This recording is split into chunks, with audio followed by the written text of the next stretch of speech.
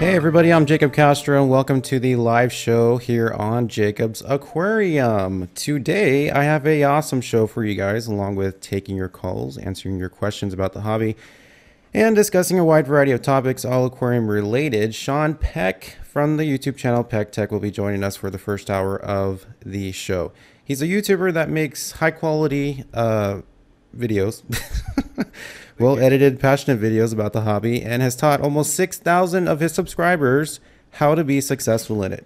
He has a lot of videos on his channel, ranging from product reviews to tutorial videos, and even an interview with two of the most popular hobbyists on YouTube. And I'd like to welcome Sean to the show now. Hey Sean, how you doing, man? I'm doing great. How are you doing? Doing very good. Glad to have you here on the show. So tell us a little bit about how you got started in the hobby, stuff like that. Let's start there. Well, I had an aquarium probably in high school, but of course nothing lived very long. And back then, the interest was kind of interesting to me, but it was just kind of a passing thing. Later on, my wife got me an aquarium for Valentine's Day. I think I wanted one real bad. I was like, that would be a great Valentine's Day present. It's this little 6-gallon aquarium, and in about 2 months there were 2 aquariums, and 3 months there were 4. Yeah, I mean, It just snowballed from there, huh? yeah, yeah. Yeah. But I was really into, I got into nano tanks just because I wanted a lot of different tanks and a lot of different little setups. And I started listening to a podcast called Pet Fish Talk. And that's how I learned most everything. I read a lot of books too, but I listened to this podcast called Pet Fish Talk. And that's where I learned kind of the basis and what really made me successful, especially, understanding the chemical process, the nitrogen Oh, cycle. okay. So you started with nano tanks, just like you said, basically because you wanted to just have many different fish, or was it many different types of aquascapes? Which one? Or Well, both? it's the aquascapes. Okay. I did all kinds of different things. I mean, before I got into live plants, I would have like little cities. Oh, cool. I cut the easy fish like platies and stuff like that, and of course they'd reproduce. And I'll go, oh, I should put up another aquarium for those babies, and Oh yeah. then then they reproduce. And, oh no, I need another one for And before long, I'd had these huge broods and these weird little aquariums everywhere. Once I discovered that plants were so essential to the process, and it really made things easier and made you able to be able to keep a lot of aquariums successfully. Um, then I went exclusively to planted tanks. I got a book. Another gift was a book by Amano, and actually I have it over here. But it it really inspired me to do a natural aquarium, and really Hmm. focus on nature aquariums and that sort of thing. Hmm. Yeah, pretty much the same thing with me. Amano, all his work inspired me to do a lot of stuff with Planet Tanks too. I mean, when I first saw one of his, I think it's his big tank that he has in his house, I saw this really blurry video on YouTube like years ago. I mean, Yeah. that's the one that did it for me. Like this huge, giant tank and like all these plants everywhere. I was just like, wow, I want that. It And just just, that little table out front with a little bench, and you just yeah, sit there. Uh, yeah. I mean, I think it's like the best stress reliever. Aquariums, planet tanks. I mean, saltwater tanks, whatever. Wouldn't you agree? oh yes, Yeah. yes. The second best only to being in a submarine and and looking. I mean, it'd be like having the whole public aquarium to yourself for the day. Well, I have all my small tanks. I mean, I don't have them because um, I want small tanks necessarily. I'd really love like a 220-gallon, but it's always been a really tough sell for some reason. Hmm. Even if I line the entire perimeter of my living room with aquariums, it's a hard sell not to just bring up, it's only 2 more gallons. Yeah. Yeah. Well, for me here, it's like I would love to do the same thing, but since I live in an apartment and in California, I mean, a 200-gallon tank and an earthquake, that does not go together. Oh, Yeah. my, yeah. Yeah. So, yeah, that's the reason why I can only have these two, and these two are already a risk because if we have an earthquake, I mean, ugh, I don't even want to imagine. Um, Have you so, looked into those little casters that just kind of move around? oh, so they have roller things for aquariums? Well, they have. It seems like they've made stuff like for china cabinets that are earthquake proof in Oh. Japan. Oh, wow. Okay. So I don't know how much weight they could take though. An aquarium is a lot of weight. Oh, yeah. It's thousands So, of, yeah. I'm gonna have to look into that though because yeah, I mean if these things can move around instead of just all over the place, that'd probably be better. oh yeah, Yeah. exactly. Okay, so um yeah, so I mean you saw Amano's work basically, and is that what got you into Planet Tanks or? Oh yes, yes, absolutely. That's that's where the plants came in. It was kind of like my hobby was split in two because when I first started in the hobby, it was all about how do I keep the fish alive. So I learned that biological process, and kind of at the end of that, I was like, oh, and I could add plants. So um, my first planted tank is actually my 30-gallon over here, and it's still going. It's been 10 years. Oh, wow. Yeah, so it's been going for a long time, and I kind of just I went on the internet and I bought I guess on eBay, and I bought just this it was a starter kit, you know, of just a variety of different plants, and of Hmm. course a third of them died, but the ones that lived are still going, you know. Oh, So wow.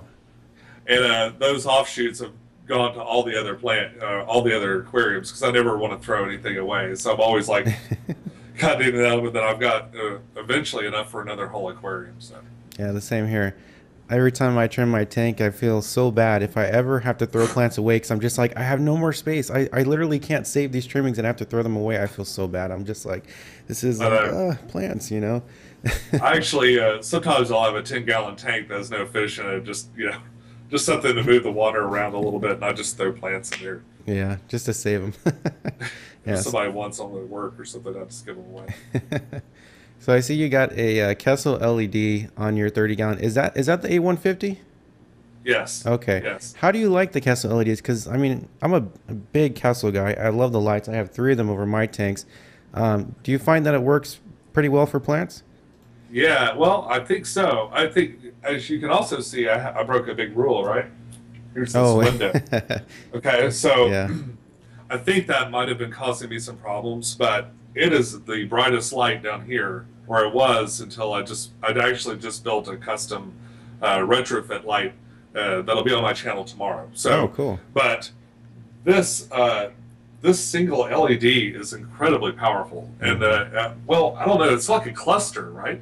Yeah, there's Kessel has a unique design where they call it a dense matrix LED configuration where they have a basically like a lens, and then they have I think it's about 10 or 15 individual LED or light emitting diodes in a like kind of a weird configuration because there's like four lines of them and then there's another four lines of LEDs, but they're like offset. So it's weird, but I think they offset them so that it spreads light better. But yeah, it's like just a tiny little cluster of LEDs, but yeah, they're just so powerful, right? They spread so Oh, well. yeah.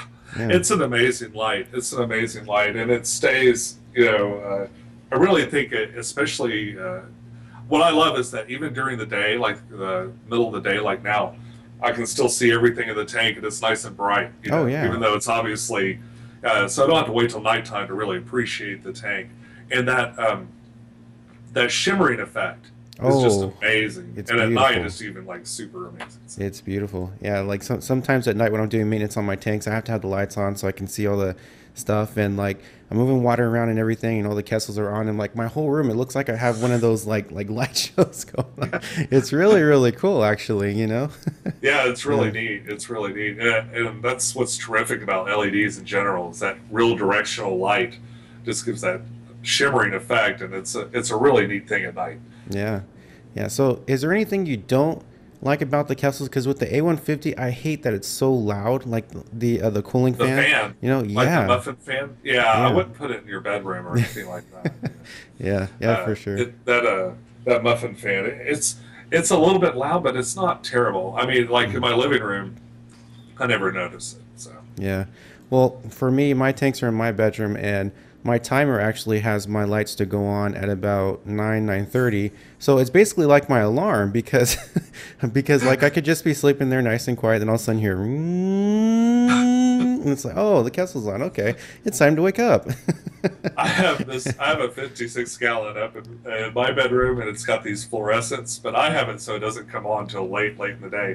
But still, like if it's been a rough night, you know, hanging out with the clones, when they get in fights, Yeah. it's hard to. But if it's a rough night and I'm up really late, that's my alarm too. Is that? They're so how They're so loud, and yeah. you can't make a quiet one. I mean, if it's a quiet room, the little tiny fan just makes so much noise. Yeah, how about those metal highlights too? Some people that use those, when those things start, you can hear the high pressure sodium bulbs turning on.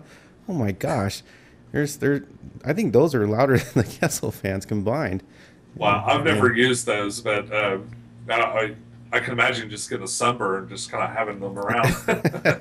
yeah, yeah, I've seen them in use. They're really hot. yeah. When I lived in a city over here in California where it would get really cold really early in the season, and I love to grow tropical plants. So I had one of those in like I think it was like a storage room on my balcony, Right. and yeah, like I mean, it was this tiny. I think it was like 150 watt HPS grow light, and literally when you walked on my balcony, you could feel the heat, even though the door to the storage room was closed. You could feel the heat like just radiating on the ground. It was like it's crazy. They get so hot, but yeah, people use them to for lots of stuff, especially in Colorado.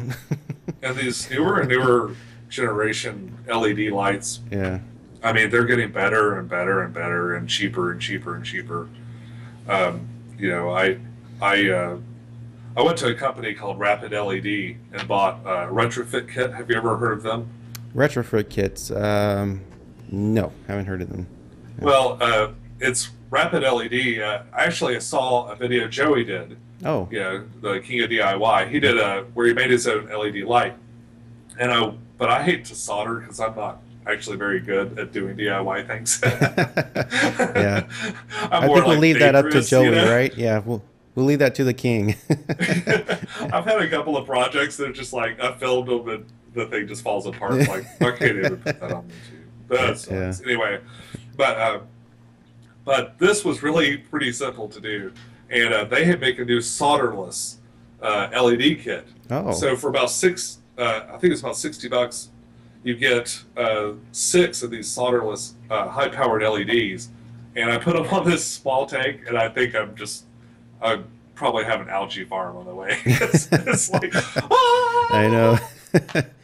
I heard about people actually building their own LED light fixtures, and when I looked at the directions too, I was just like, okay, so you have to do this and that, wire that to this. I'm just like, you know what? I'm just gonna go buy one. I'm not even gonna waste my time. This was Yeah. like amazingly easy. Oh, and what happened is I used those Eclipse aquarium hoods. Mm-hmm. It's like, have you seen these? Oh yeah, yeah, the Eclipse. Yeah. Yeah, they're kind of old. A lot of people don't use them now, Mm-hmm. but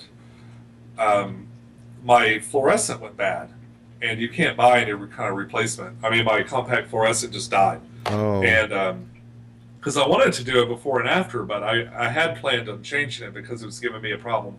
You know, sometimes I'd turn it on a couple of times before it would come back on. Mm-hmm. So I decided to order this kit, and so I had no choice. It was like replace the entire top of this, or retrofit a kit in there. And luckily, I found just the right heat sink to place the things on, and it was really pretty easy. Oh wow, lucky. Yeah. Okay, so we got over how you got into Planet Tanks. What made you venture over to YouTube and to start making YouTube videos about the hobby? Well, I've done a lot of things for a living, in my adult life. One thing was I was a photographer. So my wife and I met at Philips Consumer Electronics, and we were packaging photographers, and I've always kind of had a photography background. A lot along the way, we ended up. Now I fix computers, and so the mixture of the two ends up being, really advantageous to do videos. And I've always thought videos were cool. I'm a movie fanatic. I work for a movie theater company. Oh, cool. I do nothing but like think about movies, watch movies, and I've always kind of wanted to make my own. So I went to our local broadcasting network. You know, I thought, hey, you know, I'll be on local TV, and then they had a lot of rules and Too many they wanted rules, you huh? to do things just a certain way. And Yeah. my daughter was really into watching different YouTube channels and stuff, just the stuff kids watch, you know. So I got more and more into watching other people's videos and that sort of thing. And I was like, you know, I could do something like that. And so I kind of ventured out and I shot a couple of videos, and there was a great response. My first really big video, I guess, was the Fluval Spec 2-gallon. Oh, Um, that's actually funny because one of my first videos was a Fluval product review as well. It was really? yeah, it was the Fluval C4 power filter actually. Yeah, Yeah, yeah. Well, it was yeah. funny because it was the first time that I tried to make it like a real video, like with a little intro screen, you know, Oh and it yeah, was real basic, yeah. but I even made my own music. And I kept that music forever. I mean, for at least 2 or 3 years. But I just sat there on my iPad and just like in GarageBand and made a little tune and stuff. Because I wanted to try to monetize eventually, so I tried to use a lot of my own content, which made uh, was really challenging, you know, Mm-hmm. to come up with all your own stuff or buy it, you know. Oh yeah, of course. Yeah. But anyway, they put it on the Fluval blog. So when you went to Fluval's webpage and you looked for Fluval Spec, you saw my video. Oh. And because of that, it ended up being like really popular in the Google searches. So that's really kind of what got me started. And there was such a huge response. I was like, I'll make another one and I'll make another one.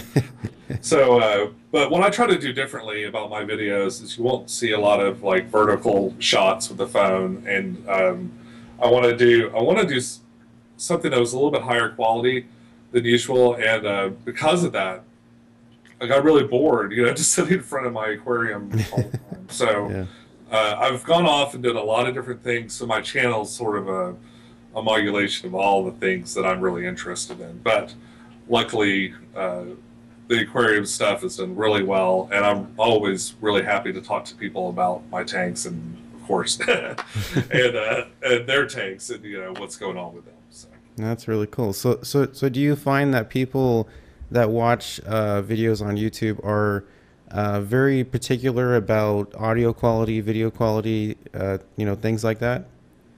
In a way, yes, and in a way, no. I mean, you've got it's like when if you put Dustin's fish tanks and Joey, you know, the King of DIY, Hmm. and compare their channels. I think Dustin shot 800 videos before he bought a tripod. He said on one of his videos, 800 of you Yeah, know. that's crazy. But he does a great job, and people Yeah. enjoy talking to him. I mean, so in a way, some of it is just getting to like and understand where somebody's coming from and really make a connection. Right. And because they can make comments and we can respond. YouTube is, I feel like YouTube is the next generation of entertainment. It's where television will be for our kids, you know, Hmm. and it's because of things like that, because it's more interactive. So. Well, yeah, and it's like, you know, with YouTube, you get the choice of like what you want to watch, and you know, if you have to watch a commercial, like with television, it's just like you really don't get that option. I think people like having that control. Would you agree? Oh yes, Yeah. yes, and now YouTube's doing this thing where for what $10 a month you Oh can get yeah, no ads. yeah, the subscription service. Yeah. Yeah, what do you think of that? You know, that I think it's okay as long as us, you know, the YouTube partners, we still get our, you know, all our monetization money, things like that. If we still get that, that's fine, which I've been told we're still going to get, you know, our normal advertising revenue percentages. Um, I don't think, though, a lot of people are going to pay $10 a month, though, to go ad free because it just doesn't seem worth it. With most of the ads on YouTube, you can just skip after watching it for 5 seconds, you know? That's true. I mean, I really don't think paying $10 a month is worth that, but you know, maybe to some people that have a lot of disposable income, it will be, you know. Yeah, But yeah. For me, I mean, I just don't think that a lot of people are going to pay for it. So I think it's just something else YouTube's trying to, increase revenue, because I know they've had some issues with the website overall as far as making profit. I heard actually last quarter they did not make profit at all. They still haven't, paid for, well, they still haven't made back what they paid for the website. Really? So I think they're trying a bunch of new things, but I just don't think they're going in the right direction with the subscription service, because I just don't think a lot of people are gonna buy into it. So Well, what's cool is if it doesn't work out, they can run through their subscriptions and then just continue as normal if they wanted to. So yeah, yeah, exactly. it's not like changing all their comments to Google Plus. That was a lot of fun, wasn't it? Yeah. When the Google Plus thing came out, I was like, okay, you know what? They're trying this new thing. They want everybody to join their service, whatever. If it was my website, I'd do the same thing. But Yeah. honestly, Google Plus is like, what is the point of it? There is no point to Google Plus, and especially since we had to change over all our YouTube logins and everything to Google Plus, it was just like it was a Oh, I big love hassle. having two, don't you? Oh my gosh, yeah. And then that weird drop down menu from when you go to sign in with your username, you have like 6 different other names, and it's like all I want to go to is one YouTube channel, my channel. Yeah, I just Yeah, want to go to my place and work. Yes. exactly. Yeah. Yeah, so I mean, I don't know. YouTube is, it's been great to me for a long time. I've been a YouTube partner, since oh my gosh, since early 2009, and I mean, it's been great. But sometimes they just make these weird decisions, and it's like, who thought of that? Yeah, Who came absolutely. up with that? But Well, as much as I hated that Google Plus integration, it was brilliant because I never would have used Google Plus if it wasn't for that. yeah, And now I use it like all the time. I'm like, I end up there because I click on the comment or something. I'm like, oh, I'm in Google Plus again. Okay. yeah. Okay, so now I thought it'd be a great time to talk to the audience and answer some questions from our live viewer audience. And Sure. you may notice also that I'm keeping the camera on you, and that is because OBS, Open Broadcasting Software, the streaming software I use, has disabled my webcam again. So we're having issues again. So I'm going to keep it on you, and I'm not going to bother with that until we're done with your interview, and then we move on to the next segment of the show. So. Okay, guys, so let's go ahead and answer some of the questions that you have in the chat. So post your questions now, and Sean and I will get to working on your questions. So let's see. We got some. Pet Tech's Cube Tank is looking stellar. That's Thank cool. you. Yes, it is. Hi from Singapore. Hi from Southwest Florida. Florida. Cool. From Spain. Oh my gosh, people all over the world. He is Batman. I know. Yeah, people haven't been asking questions because. Oh, there we go. Okay. What up, homie? Okay. Aiden's Tropical Fish asks, do you need to replace substrate after a year? What is your opinion on that? Well, it kind of depends on where you start. I think if you do a dirted tank or something like that, you can probably go a long time without replacing your substrate. If you're basically doing plain gravel, or maybe even some of the a lot of the gravel manufacturers like the Fluval Stratum, it actually says to replace it after a year. Oh, really? Yeah, Oh, that's what the Fluval guy tells me. I met him, a Fluval rep at one of the aquarium stores, and they mentioned that. So I was like, ah. No wonder my flora is like kind of going. yeah. So what I've been doing is just gradually adding maybe another quarter inch, just a little bit. But this one, like this aquarium over here, has never had. You can't see it. It's not nearly as bright. It doesn't have a Kessel in it. Mm-hmm. But it, I think I put like a whole lot of that. It's that clay stuff, fluorite. Oh, Um, yeah. yeah, put a ton of that stuff in, and like a really thick layer. Mm-hmm. And so for 9 years or so, it's been going fine. Oh, wow. So you've actually used dirt before, though? In No, a I've planet never tank? used it, but I've read a lot about it. I'm curious about it. I kind of want to try a dirty tank, but Yeah. I Okay. haven't. Okay, so next question is, would you say Anubias is your favorite plant, and why?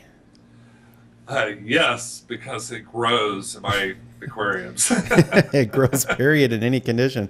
It's funny, I had ordered all those plants, and just the ones that lived, that was one of them, you know. So, and I've got some Anubis that are, um, man, they've been going forever and ever. Like I'll cut them off and I'll give them to. I have a friend here in town that has several aquariums, and I've given him like all these Anubis, and I see them, and now they're enormous again, like in someone else's aquarium. I just love that. I like to just see how long I can keep them going. So Oh every yeah. aquarium has Anubis from that first tank that I showed you over here. So, Yeah. I, I agree. You know, I have I think I have like 4 or 5 different species in my holding tanks that I have for sale on my website. And my favorite of the Anubias is the Anubias nana petite because it's so oh yeah. tiny. It's like a cute little tiny plant, you know. Oh, it's perfect. Yeah, It's perfect for the nano tanks for the scale. exactly, exactly. Yeah, you can create small aquascapes, and yeah, it's perfect. Then my bigger tanks, I've got the Cophophylias. They're just, Oh yeah. they're enormous. They have those flowers are really cool too. That's Oh one of the yeah. few aquarium plants that'll like put up a little lily-looking flower. You know, Yeah. it's really neat. Yeah. I agree. Okay, so hey, from Pittsburgh, PA, the Netherlands here. Oh my gosh, you guys are all over the world. Wow. Okay, Sid K says, Jacob, do you believe in YouTube networks or going solo? Well, let's see. I pretty much get invitations, as I think Sean probably has with his channel as well, from YouTube networks like almost weekly, and I don't understand it because they say that you make more revenue with them, but at the same time, I really don't think that's the case, you know, because I think this is pretty much another company that's been started by, you know, a group of people. It's not a large company, you know, so I couldn't imagine them giving over more revenue because it's like, how would they stay alive as a business? It just doesn't make sense to me. So, as many invitations as I get, I never accept them. I don't respond because I just still believe in being a YouTube partner. I don't believe in ending that. You know, I've been a YouTube partner for years. I don't believe in ending that and, you know, venturing over to something that doesn't really, you know, I don't know is stable enough, you know, if it's going to last. And then there goes my whole YouTube career, you know. So, Absolutely, yeah. absolutely. I have a very strong opinion about uh, those networks. I mean, there are some there's a very famous YouTuber. What was her name?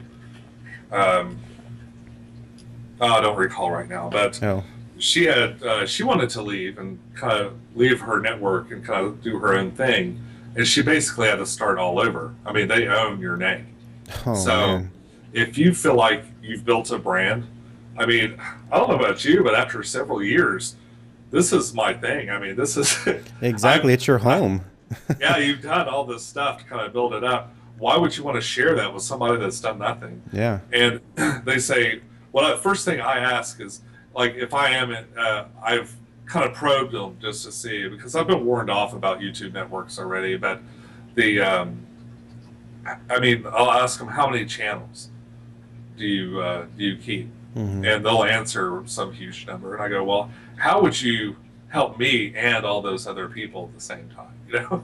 Yeah, exactly. It's like in those emails, they have said that, like, you know, we have special methods where we can help build your subscriber base and your viewers base and everything. And I'm just thinking to myself the same thing you just said. If you're a network managing thousands of YouTube channels or even hundreds, how do you help every single individual person and get them more subscribers and stuff? And I think that's how they lure people in, is with that promise, like you get more views, you'll get more subscribers, and I really don't think that's the case, you know? Mm. It's just a scam. Yeah. And you know, the thing is, I mean, what are we making, like an eighth of a cent if you Nothing. watch the ad? You know, it's Absolutely like, nothing. A lot of people come into my chat room and they're like, "Oh my gosh, you must be rich. You have almost 19,000 subscribers." And I'm just like, "Dude, really? I'm not even making what you really think. I'm not making thousands or, you know, hundreds of thousands a month. I mean, people think that, you know, once you reach, you know, a certain level of subscribers, you're a millionaire on YouTube. But yeah, you know what? you You don't get make any just money. enough to make it fun, Exactly. you know, but you've got to have another source of income. I mean, I've got a full-time job. Yeah. I've had people comment and say, "Well, why don't you make more videos?" It's like I spend my entire Saturday. It's like I you mean, from the morning, I'll wake up early, everybody's pissed. and wake all the clones up and get them running, and and we make a video, and then I post it for Sunday if I'm lucky, and it really is my entire Saturday just to make something for you, and it'll run for years before I make a dime off of it. But, Yeah. Or a lot of dimes.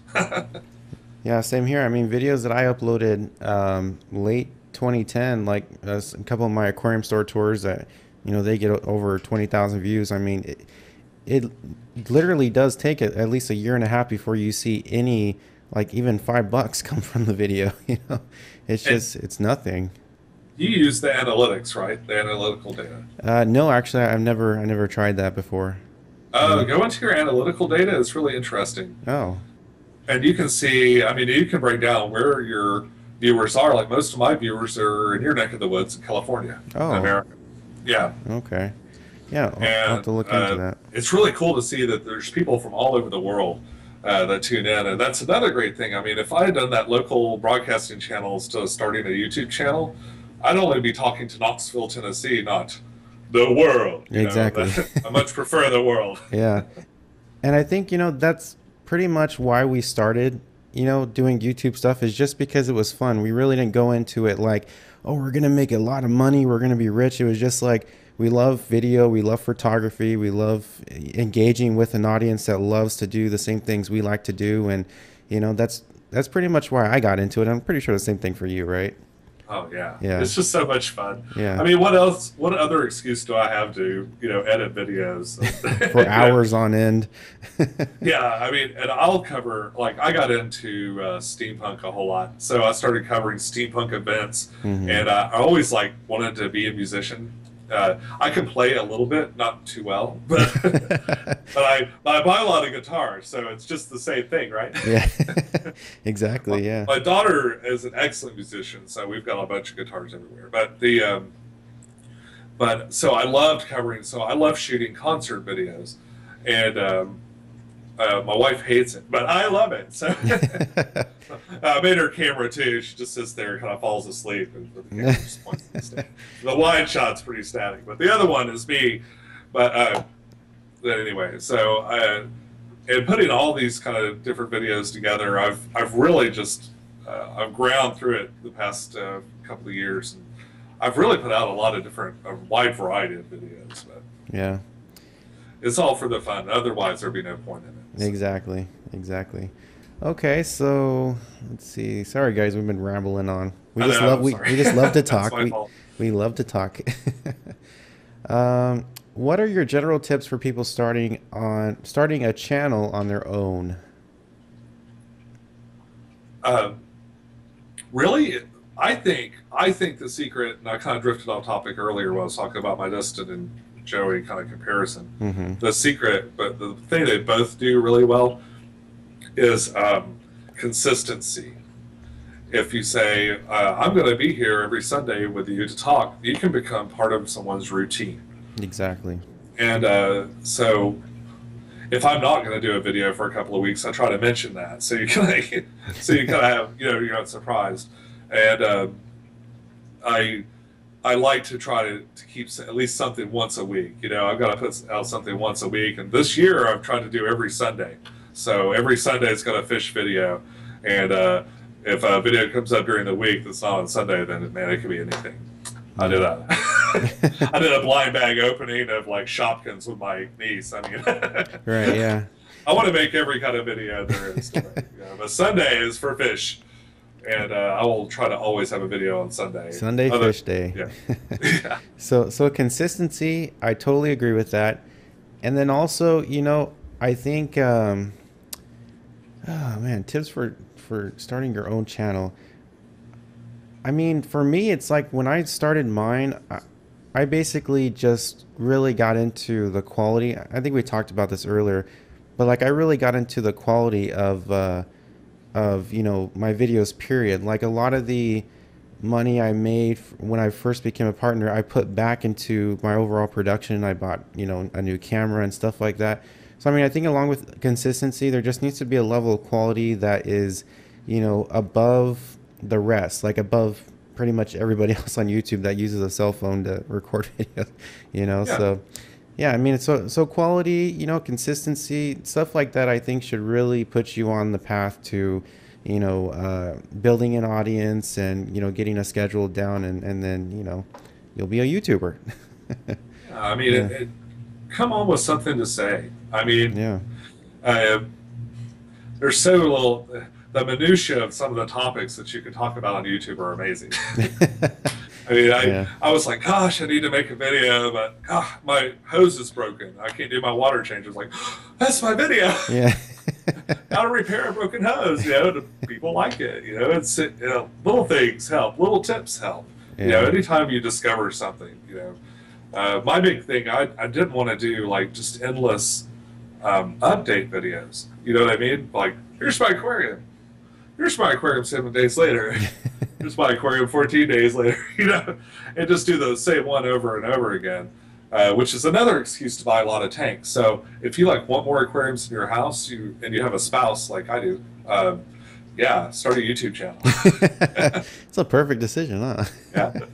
Okay, so another question. This one comes from Fort Wayne Fish Tanks. He or she. I always like to say he with some of these names, but some people say I'm a girl. What are you talking about? It's like, sorry, I didn't know. It just sounds like a manly username. Okay, so he or she says, "What do you think about Marimo or Marimo moss balls? I've never grown those. What do you think about those, Sean?" Oh, I've had those. They're pretty cool. Okay. Eventually, they kind of lose that round shape and they turn into these kind of mutant fuzzy things. I think if you trim it just right, though, you can make Mickey Mouse. You make a Mickey Mouse out of them, and they're pretty cool. Hmm. I kind of thought what would be neat is to put those floaters like you for fishing, Oh yeah. and maybe attach like a little something under it and do like an avatar aquarium and have little floating islands. That actually sounds pretty cool. Would that be kind of Yeah. neat? Just kind of Yeah. floating around. You'd have to make it so there's nothing for them to get all hung up on, but Right. that would be pretty cool. And then throw some shrimp in there, and then they'd all fly between them. I think it'd be Oh awesome. yeah. It would look like those. What do they call those flying things from Avatar? The Akrons or whatever, right? Yeah, yeah, Those, like those, the big things they rode on. yeah, yeah, yeah. Yeah, that sounds pretty neat. Yeah, I might give that a try. Yeah, that'd be a lot of fun too, Yeah. especially under these high-powered lights. With all the shadows. That'd Oh, be crazy. under the kessels, man. Yeah. Yeah, for sure. Okay, Jars has says, so what fish would you recommend for a beginner? Oh, always. Well, kind of examine the way your water is, like your tap water, and if it's really hard or it's really soft. But for most people, a live bear like a guppy or a platy are really beautiful, underrated fish that are great for beginners and tough. And tough. Yeah. Yeah, okay. Yeah, I mean, those fish are great too, and I think the fish I started out with was white cloud tetras or something Oh like that. yeah, white clouds. Yeah, Yeah. those are like everybody recommends white clouds, I think. But yeah, those were the fish I started out with. So yeah, try Or those. Danios. Danios are another one. Danios are really nice too. Really fast swimmers too, as well. Yeah, yeah. Especially they're great if you've got a really long tank, and if you get a whole lot of them that just It looks so kind of cool, go huh? off in a big wave. Yeah, It's they're great. going 100 miles an hour all in a school. Yeah, it looks pretty Yeah, cool. yeah. Yeah, I like the rummy nose. They like to do that too, but that's not actually a good beginner fish. yeah, those are pretty. I like the color on those fish. Mm-hmm. Yeah. Okay, so let's see. I'm trying to go back to all these questions because people have been asking so many, and to scroll back. I like large fish. Okay, yeah.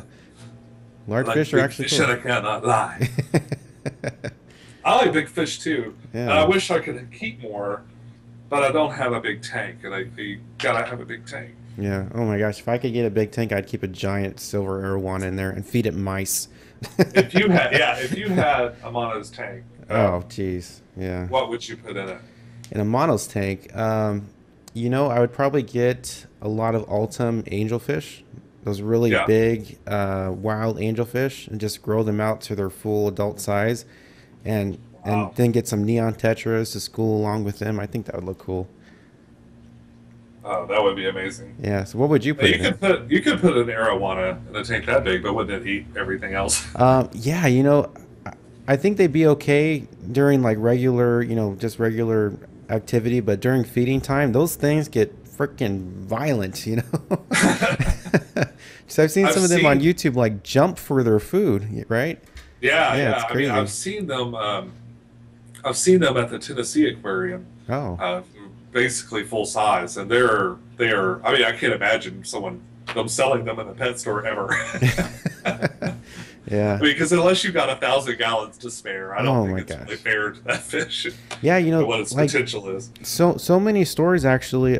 I see a bunch of these big fish in, you know, baby forms like red-tailed catfish, silver arowanas, plecos, and like a lot of people that buy these, they don't realize one day, you know, if they take care of them properly, they are going to grow ginormous.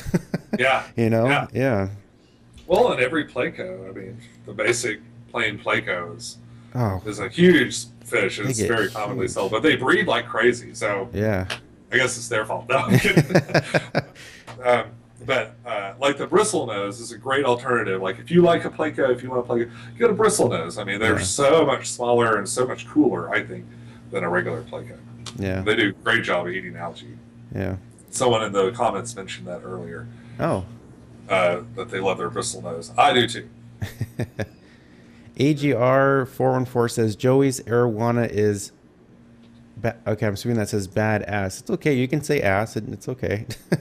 People put asterisks there. It's like, oh, we said ass. Okay, show's over. Goodbye, everybody. Yeah, Joey has an Asian arowana. I mean, that is Oh like yes. it's a beautiful fish. Unfortunately, we can't own them here, which sucks. But Oh yeah. yeah, Those are amazing.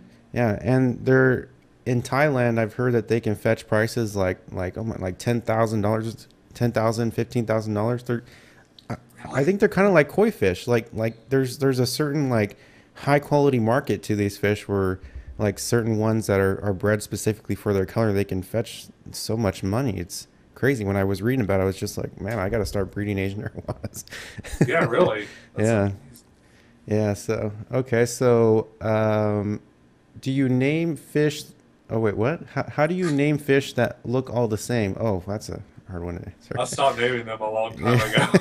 ago. Yeah, but I stopped naming them, you know, Billy and Bob and, and If I have a cichlid, like I'll name a cichlid, but I never name a school of fish. Like yeah, I think of them more as a family, like when you go to Walmart and you see this little family of people walking around. I yeah, think that's like my school of fish. Oh no, Joneses. Yeah. yeah.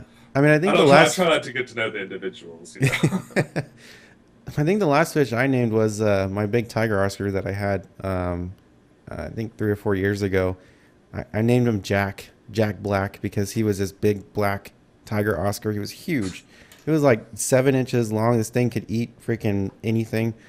It was yeah, I think that was the last fish I named, but I mean, generally no, I don't name any of my fish. Cichlids have Yeah. that personality, you know. Oh yeah, You really see what's going on in their heads when they're just kind of looking at you. yeah. So, Okay, so so somebody also asked, what is the easiest floating plant? I guess easiest to grow floating plant. duckweed. Duckweed. You Oh want man, some?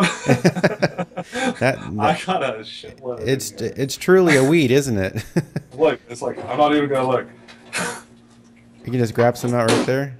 Yeah, I grabbed some right Oh now. my goodness, yeah. Yeah, it's you can't stop it. It It grows just like crazy. takes There's over, huh? another stuff that's really bad. I think the scientific name is like a mollisteria or something horrible like that. But yeah, that's the easiest. If you get some duckweed or something like that, that can cover if you're trying to just kind of make a cover, like for maybe beta or grommies or Hmm. stuff that makes bubble nests. Yeah. It is great to throw a little bit of that duckweed, but keeping control of it can be difficult. It loves fluorescent light. It doesn't seem to grow under the LEDs. So Oh maybe really? intense light it doesn't like, but that kind of Oh. subdued fluorescent light, it tends to like that. So.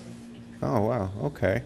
Okay, so yeah, if you're not too concerned about light penetration through your aquarium, duckweed is perfect. It will eventually block out all the light. Yeah, for sure. Okay, so another question. Duckweed is unkillable. Yeah. Yeah, that is true. That is true. Carp Whisperer. That's a cool name, Carp Whisperer. Um, is it possible to keep some type of octopus in an aquarium? Actually, yeah, in a saltwater tank. I've seen them for sale at my supplier in LA, Sea Dwelling Creatures. Whenever I've gone there, I've seen a lot of them. Actually, they have them in the holding tanks there. They do sell It's keeping them in the aquarium is the trick. them, especially when they get big, huh? Those things are so powerful. Believe it or not. And they can squeeze like down to the size of a quarter. Yeah. So like any kind of crack you have, they'll just snot their way right through it. Yeah, have you seen those videos where they've actually they filmed an octopus going through like a really tiny tube? I think it was on National Geographic or something like Yeah, that. that's amazing. It was like a tube, like literally the diameter of a quarter, and the thing was able to it squeeze its whole body through there. It's crazy, I tell absolutely you, crazy. if I could keep any kind of fish, I would probably keep a cuttlefish. Those are cool. Those can change color, right? They are amazing. They can strobe to to mesmerize crabs. They can just like pulsate and strobe colors, and it sort of mesmerizes the crustaceans that they eat. And it's amazing. It's That is amazing. so cool. And they have teeth too, right? To like Or is it chew like a beak? I can't remember. something like that. Yeah. Yeah, they're like little mini octopuses, but like way more colorful, way interesting. They can actually change the color and texture of their entire Even the body just texture? at will. Wow, the Huh? texture too. Yeah, even the texture, like go Oh, from spiny to smooth. oh wow. That, So it's incredible. yeah, that would be a cool fish to have too. Yeah, for sure. Probably expensive. Yeah. I'll take Alrighty, this well, wall out. I really don't need this wall back here. just put a giant cuttlefish tank back there. That'd be amazing. All right, well, Sean, I'd like to thank you for joining us today. This was an awesome segment of the show, and I really enjoyed all of our discussions, as did our audience, I see, with all the comments. You can find Sean on YouTube by searching the name PeckTech or by going to youtube.com/PeckTech. He's also on Twitter at PeckTech101 and Facebook. Links will be in the description of this video once the pre-recorded version is uploaded later today. Sean, thanks so much for joining us, and I look forward to seeing you on YouTube. Thanks for having me. It's a big honor, and I really enjoy your show, and I can't wait to see more of what you have to do. Well, sounds really good. Thank you so much, my friend. We'll see you next time.